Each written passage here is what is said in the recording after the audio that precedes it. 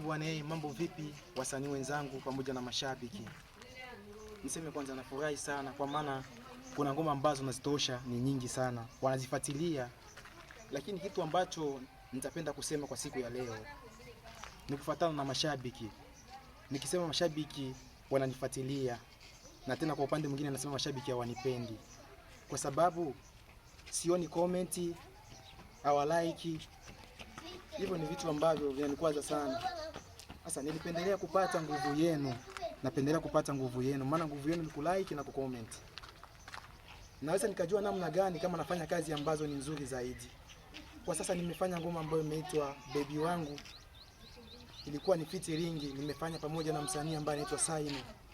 Nimefanya nyingine ngoma inaitwa Jomix Danger Dogo Kisi, ni featuring inaitwa Come Baby.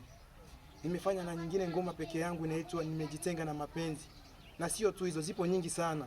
Lakini nashangaa watu wanazifuatilia kwenye mtandao, lakini kulike na kucomment hawa comment kabisa. Asa hivyo vitu ambavyo wananifanyia mashabiki ni vitu ambavyo vinanichosha viwango. Nitajua namna gani kama nafanya vitu ambavyo ni vizuri?